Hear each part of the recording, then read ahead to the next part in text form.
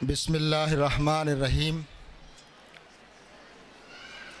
उस अल्लाह के नाम से, ईश्वर के नाम से जो बहुत दयावान और कृपाशील है, रहमान और रहीम है। बड़ाई और प्रशंसा उसी ईश्वर के लिए है जो हम सबका, इस सारे संसार का अकेला सृष्टा और रचयिता है। प्रशंसा और बड़ाई उसी ईश्वर के लिए है जो सर्वव्यापी है, हर जगह मौजूद है, जो सर्वज्ञानी है, हर चीज़ का जानने वाला है, जो सर्वशक्तिमान है, सबसे ज़्यादा शक्ति और ताकत का स्रोत है। वह ईश्वर जो हमको देख रहा है, जो हमको सुन रहा है, जो हमसे बहुत निकट है, करीब है, हमारी बातें सुनता है, जवाब देता है, यहाँ तक कि वो हमारे मन और मस्तिष्क में और दिल में उठने वाले ख्याल और विचारों से भी वो अच्छी तरह परिचित है। वो हमारे नियतों और हमारे इरादों और इंटेंशंस को भी जानता है। वही ईश्वर हम सब का अकेला रचयिता और सृष्टा है। हमारा विश्वास है कि एक दिन हम सबको उसी ईश्वर की ओर पलटना है। अपने पूरे जीवन का, एक एक पल का, एक एक कर्म का और उसकी दी हुई एक एक चीज़ का हमको हिसाब देना है। मैं सबसे पहले यहाँ मंच पर मौजूद तमाम प्रबुद्धजनों और धर्म गुरुओं और यहाँ इस हाल में मौजूद सभी धर्म के मानने वाले मेरे बुज़ुर्गों, भाइयों, नौजवान दोस्तों, मेरी माँओं, बहनों और बेटियों, आप सब की खिदमत में सलाम व आदाब और प्रार्थना ये कि ईश्वर की विशेष कृपा हो, उसका रहम हो, करम हो, फजल हो हम सब पर, आप सब पर। मैं अपने आप को सौभाग्यशाली महसूस करता हूँ कि आज इस कर्नाटक के इस आध्यात्मिक इतिहास रखने वाली बस्ती वस्व कल्याण में कुरान प्रवचन का ये कार्यक्रम जो पिछले 9 सालों से हो रहा है, लगातार हो रहा है, मैं इसके आयोजकों को और आप सबको और विशेष रूप से बसवा कल्याण के लोगों को बधाई देना चाहता हूँ। इस कार्यक्रम की ख्याति और इसकी तारीफ पूरे देश में है। मैं कई सालों से इसके बारे में सुनता रहा और मैंने इच्छा व्यक्त की कि मैं भी आपका ये कार्यक्रम देखना चाहता हूँ। आज ईश्वर ने मुझे वह सौभाग्य प्रदान किया कि मैं आज इस कार्यक्रम और प्रोग्राम में मौजूद हूँ। बसवा कल्याण का ये कार्यक्रम और यहाँ मौजूद स्टेज पर सभी धर्म के धर्म गुरु और यहाँ के प्रबुद्ध जन, ये जो तस्वीर हमको यहाँ नज़र आ रही है, सही माने में हमारे भारत की यही सच्ची तस्वीर है। यही सच्चा भारत है जो यहाँ आपको नज़र आ रहा है। सब एक साथ हैं। आस्थाएं अलग हो सकती हैं, विचार भी अलग हो सकते हैं, पूजा पाठ का तरीक़ा अलग हो सकता है, लेकिन हम सब उस एक ईश्वर के बंदे हैं।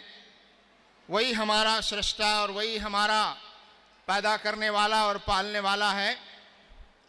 हम सब एक ही माँ बाप की संतान हैं, जिसको विभिन्न धर्म ग्रंथों में आदम और हव्वा या कुछ और नामों से पुकारा गया है। हम सब के माता पिता एक ही थे।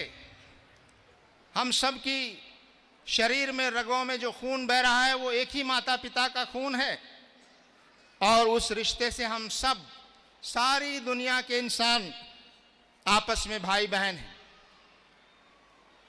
इससे ज़्यादा और मजबूत संबंध क्या हो सकता है कि हमारा सृष्टा एक है, हमारे माता पिता एक हैं।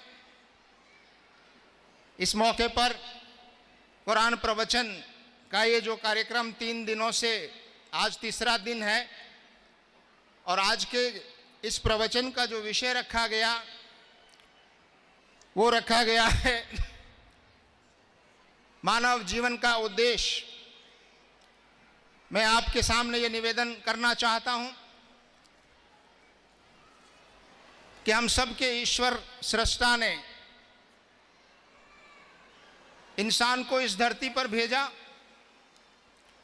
और सिर्फ भेजा नहीं बल्कि उसके साथ मार्गदर्शन भी दिया, और उसने समय समय पर अपने दूत और पैगंबर भेजे ताकि इंसान को उसके जीवन का उद्देश्य मालूम हो, ताकि इंसान अंधेरों में न भटके, इंसान वो रास्ता तलाश कर ले जो रास्ता हमारे ईश्वर को, हमारे सृष्टा को पसंद है। कुरान, पवित्र कुरान, ये ईश्वर का अंतिम अवतरण है। इससे पहले बहुत सारे अवतरण आ चुके हैं, लेकिन चूंकि वो अपनी वास्तविक स्थिति में बच नहीं सके, उनमें बदलाव आ गया, तो ईश्वर ने एक के बाद एक अपने संदेश को ताज़ा किया और नया संदेश भेजा। संदेश पुराना ही था, संदेश नहीं बदला, भाषा बदल गई, समय और काल के अनुसार उसका तरीका बदल गया, लेकिन संदेश वही था। आइए हम जानने की कोशिश करें कि ईश्वर का यह अंतिम मार्गदर्शन और अंतिम संदेश जो कुरान की शक्ल में मौजूद है, ये हमारा क्या मार्गदर्शन करता है। मेरे भाइयों और बहनों, ईश्वर ने ये कहा इस किताब में और पिछली किताबों में भी कि हम धरती पर अपना एक प्रतिनिधि बनाकर भेज रहे हैं, और वो प्रतिनिधि इंसान है, वो प्रतिनिधि पूरी मानव जाति है, वो प्रतिनिधि मर्द भी हैं, औरतें भी हैं। हम इस धरती पर ईश्वर के प्रतिनिधि हैं, ये ईश्वर कहता है, और वो अपनी योजना और अपना मंसूबा इस धरती पर हमारे माध्यम से कराना चाहता है, हमारे माध्यम से पूरा करना चाहता है। वो हमको माध्यम बनाना चाहता है। ये किताब हमें यह भी बताती है कि हमारा उस सृष्टा से क्या रिश्ता होना चाहिए, हमारा वो सृष्टा, उससे हमारा रिश्ता कैसा हो। और ये किताब ये भी बताती है कि हमारा आम इंसानों से, मानव जाति से, दूसरे लोगों से हमारा संबंध कैसा हो। इसीलिए इस्लाम ने ये बताया कि इस्लाम 2 चीज़ों पर आधारित है।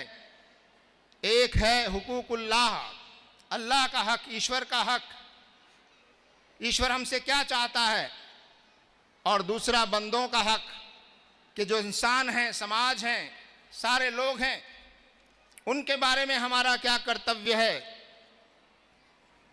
ईश्वर कहता है कुरान में और हदीस में भी ये बातें आई हैं कि इंसान हमारी सर्वश्रेष्ठ कृति है, अशरफुल मखलूकात है, बेहतरीन मखलूक इंसान, जिसको ईश्वर ने जो कुछ बनाया उसमें सबसे श्रेष्ठ चीज़ जो बनाई है वो इंसान है। ये कहा गया इंसान ने ये सारी सृष्टि, ये सूरज, चांद, तारे, आसमान, समंदर, दरिया, पहाड़, ये वनस्पति और ये पूरी सृष्टि उसने इंसान के लिए बनाई है, ताकि इंसान इस धरती पर अपना कर्तव्य निभा सके, अपनी जिम्मेदारी पूरी कर सके। ईश्वर का मार्गदर्शन हमें यह भी बताता है कि ये जीवन जो ईश्वर ने हमको इस धरती पर दिया है, ये जीवन एक परीक्षा है, ये एक इम्तहान है, यहाँ हमको आजमाया जा रहा है। अभी हमने देखा बच्चों ने कंपटीशन में हिस्सा लिया और जो कामयाब हुए उनको इनाम मिला, पुरस्कार मिला, ईश्वर ने ये बताया कि ये तुम्हारी परीक्षा है, ये तुम्हारा असल ठिकाना नहीं है। ये धरती, ये जीवन तुम्हारा असल जीवन नहीं है। तुम्हारा असल जीवन उस वक्त शुरू होगा जब इस दुनिया से तुम दूसरी दुनिया में जाओगे, जिसको हम कहते हैं कि वो मर गया, या मौत के बाद का जो जीवन है वो असल जीवन है, वास्तविक जीवन है। ये बताया ईश्वर ने, ईश्वर के संदेश वाहकों ने, कि इस दुनिया में तुमको बहुत थोड़े दिन रहना है, लेकिन तुम्हारी परीक्षा है। तुमको विवेक दिया, बुद्धि दी, अकल दी, और तुम्हारे सामने ये दुनिया में निशानियां हमने बिखेर दी, और फिर तुम्हें मार्गदर्शन भी दिया ताकि वो देखे कि तुम में से कौन है जो बेहतर अमल करने वाले हैं, जो अच्छा कर्म करने वाले हैं। अच्छा कर्म करने वालों को वो देखना चाहता है। ये परीक्षा है और वो देखना चाहता है कि अच्छा कर्म हम में से कौन करता है। हमारे सामने बुरा रास्ता भी मौजूद है, हमारे सामने अच्छा रास्ता भी मौजूद है, हमारे सामने पुरस्कार का रास्ता भी मौजूद है, हमारे सामने सज़ा का रास्ता भी मौजूद है, हमारे सामने स्वर्ग और जन्नत का रास्ता भी मौजूद है, और हमारे सामने नरक और जहन्नम का रास्ता भी मौजूद है। लेकिन उसने हमको आज़ादी दी है, स्वतंत्रता दी है।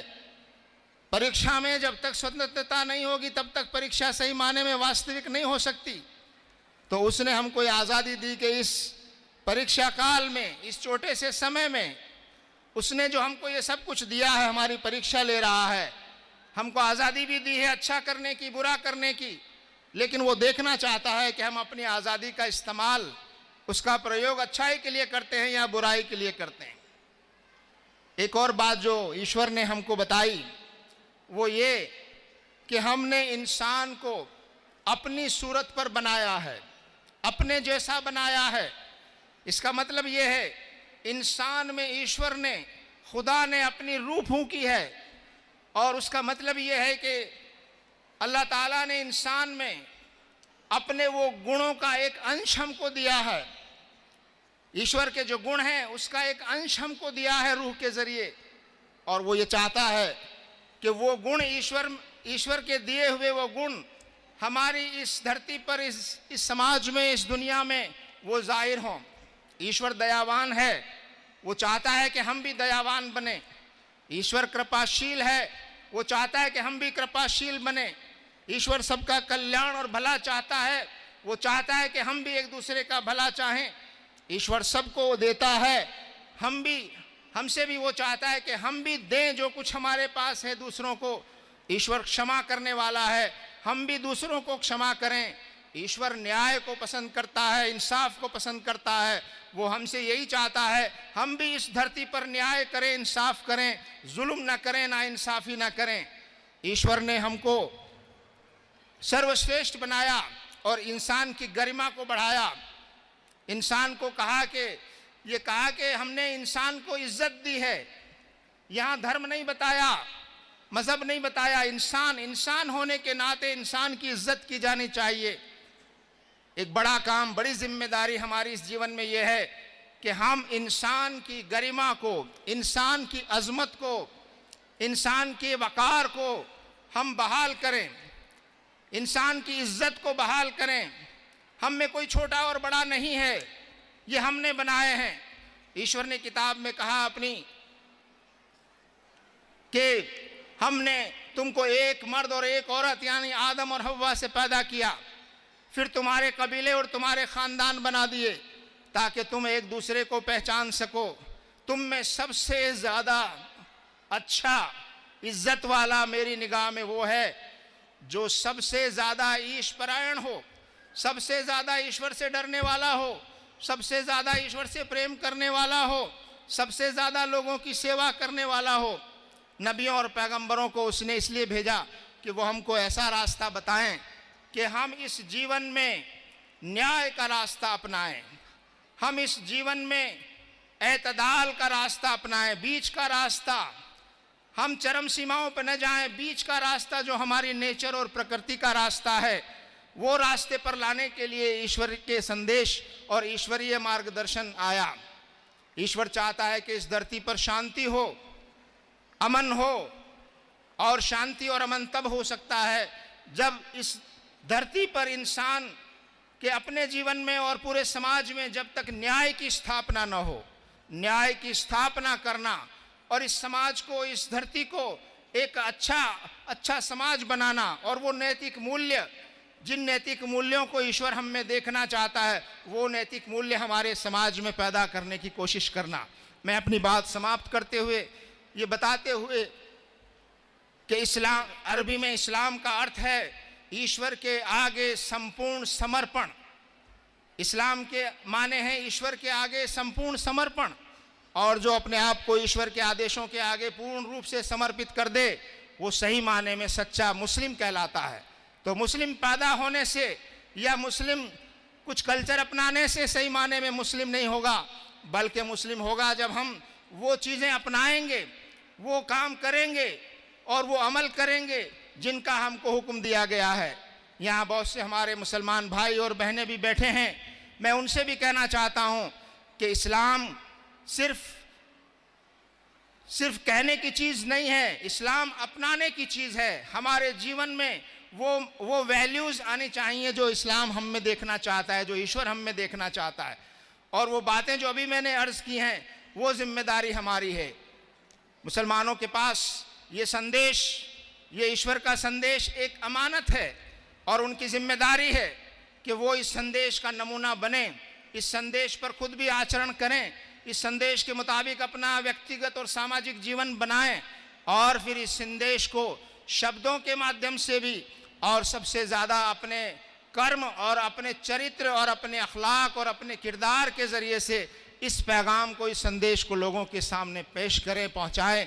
ये हमारा दायित्व है, और हम सबको एक दिन पलटकर उसी ईश्वर की तरफ पलटना है, उसी के यहाँ जाना है, और जो कुछ उसने हमको इस दुनिया में दिया है उसका हमको हिसाब देना है। मैं एक बार फिर उसी आप सबका धन्यवाद करते हुए, आयोजकों को बधाई देते हुए, बसवा कल्याण के लोगों को मुबारकबाद देते हुए और उस ईश्वर की बड़ाई और प्रशंसा करते हुए मैं अपनी बात को समाप्त करता हूँ। व आखिर दावाना अनिल हम्दुलिल्लाहि रब्बिल आलमीन। बड़ाई और प्रशंसा उसी ईश्वर के लिए है।